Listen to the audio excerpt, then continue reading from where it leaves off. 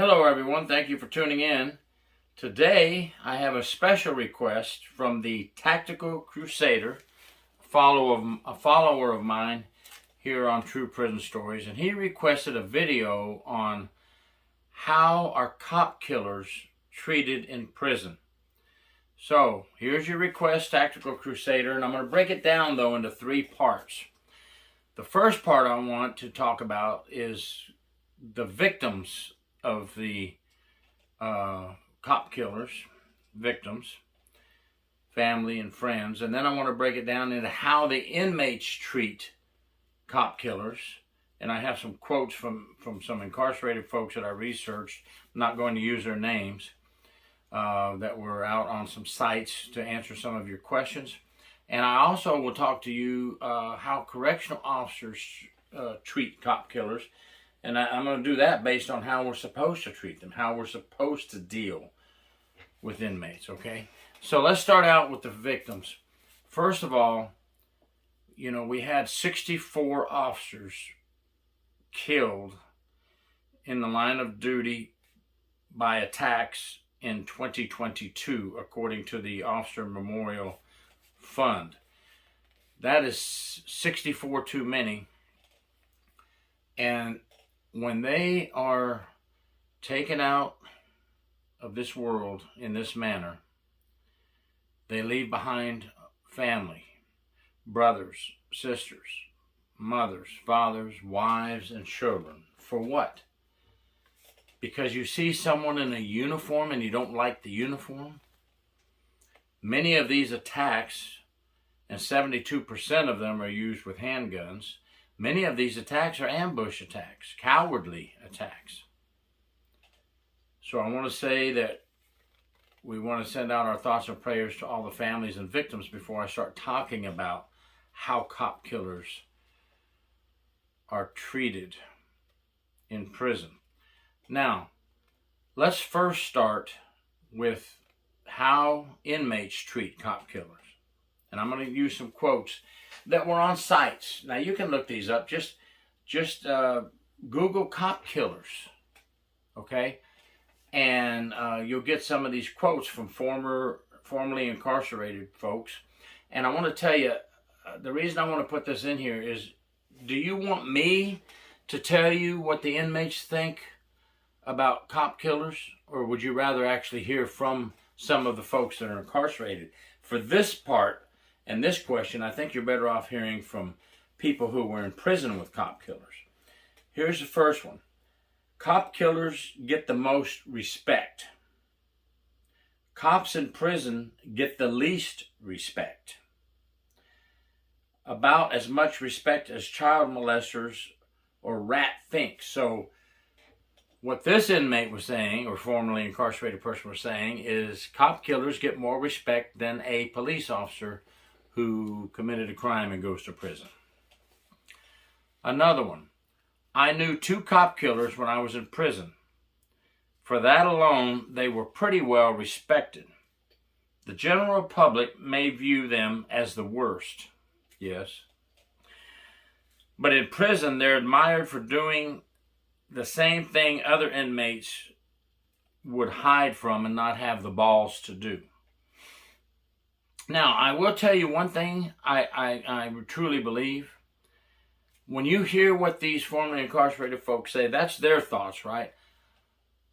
I don't think they speak for every single incarcerated person out there in jail or prison. But if you were in prison or jail, you wouldn't say too much about, oh, I hate that cop killer. Oh, I would never kill a police officer. I don't respect cop killers. You wouldn't say that if you were in prison or jail, because you have to live there 24 hours a day, in my opinion. So a lot of these quotes you're hearing, they're putting it out there as if the entire inmate population thinks the same as they do. Keep an open mind for both sides of the fence, because we're going to get to the other question as well, how correctional officers treat cop killers.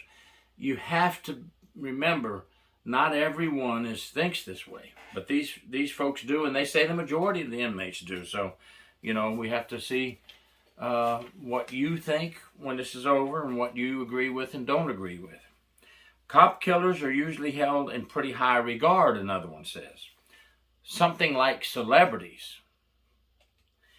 It's a crime that if you really, if your cellie reads your paperwork, finds out what crime you did, you'll get an admiring question right away.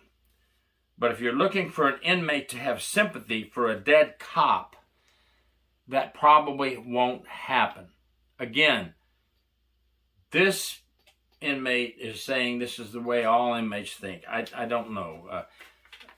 I'm just using these quotes to give you an idea of how inmates treat cop killers. And I guess as you can see now, to your question, a cop killer in prison shouldn't have much trouble with other inmates. It's, they don't seem to be bothering them.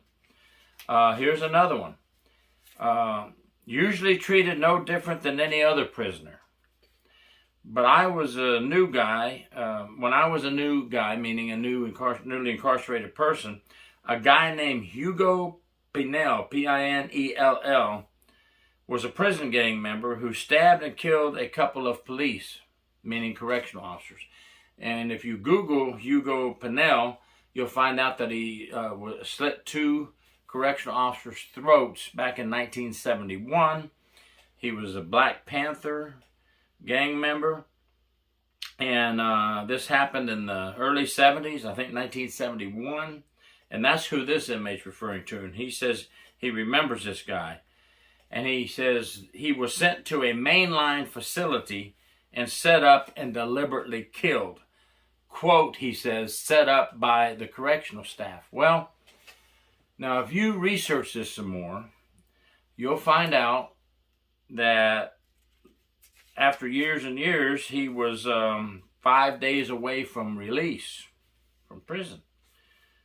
And we're talking about 2015 now.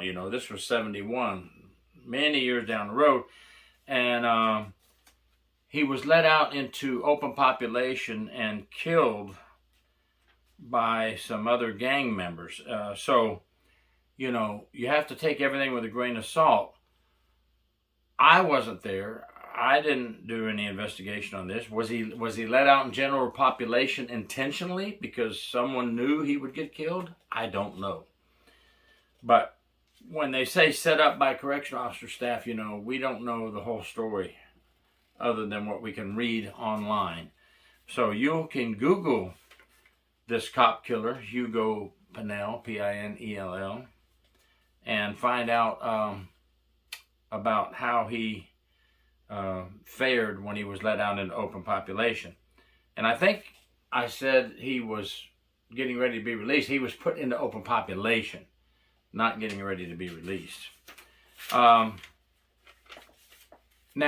I do want to go over a couple of things. How many cop killers are found dead in strange positions or for strange reasons in prison? So there's a few headlines that you can look up. Cop killer found dead in prison, hanged. Okay. Now, a lot of cop killers, when you research this, you find out that they commit suicide. Why? I'm not a psychologist. Did they commit suicide because they thought they were tough on the outside, ambushed and killed an officer, but when they got in prison they couldn't handle it? I think that's part of the problem. Were some of them hanged intentionally? Don't know. I never did a cop killer suicide when I was doing investigations in the prison, so I can't answer that question. Cop killer Daryl Fuller found dead in his cell, upstate New York, unresponsive. Well, some of them, they're serving life sentences, and many of them, and they do get old and die of natural causes as well in prison. Seattle cop killer Chris Morfitt dies in prison, unresponsive, no foul play found. In Britain, a Breaking Bad fan, if any of you ever watched the TV series Breaking Bad, who dissolved a police officer's body in acid, was found dead 3 months after going to prison. He only was there 3 months before he was found dead. Cop killer dies in prison while on suicide watch, Atlanta, Georgia. Another strange incident there when you're on suicide watch and you end up dead. That's not a good thing. But I'll tell you, there are no indications that a cop killer would have any trouble with other inmates unless they make their own trouble. Cheat someone out of money or do something they shouldn't do to another inmate. But typically, inmates won't bother a cop killer in prison. Now, how correctional officers treat cop killers? Well, number one, they shouldn't treat them any differently than a pedophile, a child molester, cop killer, murderer, rapist, robber, white collar crime, blue collar crime, whatever it is. The standards are all inmates will be treated the same. It doesn't matter what their crime is. Now, can there be some vigilante cops behind the walls that might take advantage of their power over the inmate? It's possible, and it's happened. Let's don't sugarcoat it. I don't like sugarcoat things. There could be some, and it has happened, where they've taken care of an inmate who's hurt another officer. I had a case where an officer was bit in the face. A chunk of meat was taken out of his face. Inmate spit it on the floor and said, "I have AIDS, now you do too." He didn't kill the officer. We're talking about cop killers, but he didn't kill the officer, but he attacked an officer. He ended up dead after being transferred to Charlotte Correctional Institution. So we cannot say no, those things don't happen. But the way it's supposed to be done is they're all treated the same. We shouldn't worry about what they're in for. The best thing an officer can do is just go to work every day and not worry about what any inmate is in prison for. Treat them all the same and make them follow the rules. Be fair, firm, and consistent. Make sure they don't violate any policies or procedures. Make sure they're not bringing in contraband. Do your job and go home. The system has already sentenced these people. The judge and jury have made their decision. So correctional officers are not there to induce any more punishment on any inmate, no matter how horrendous the crime is. And I don't like cop killers. I'm going to say this. A lot of people will switch off when they see this. That's fine. You want my opinion, you're going to get it. Cop killers should get the death penalty. If it's proven beyond a reasonable doubt and it goes to jury trial and the jury finds them guilty, death penalty for cop killers. Every case has its own circumstances, so let the courts take care of that. I'm just a former correctional officer, detention deputy in a jail, and a 12-year prison inspector in between all of that. So, it's not my job. It's the court's job to take care of those type issues and make those decisions. I'm just the little guy on the totem pole, okay, out there trying to do my job. But cop killers in prison, if you have anything you can add from experience, don't be shy. I know when I did pedophiles in prison and I did child molesters in prison, there's 2 videos on my timeline with that. Nobody was shy. They either totally disagreed with me, halfway agreed with me, or totally agreed with me. So don't be shy. That's what this is about. Get the conversation going and tell us your thoughts. I've kind of given you some groundwork to go with. See what you think about that and let me know. Thank you very much. Gary York, True Prison Stories.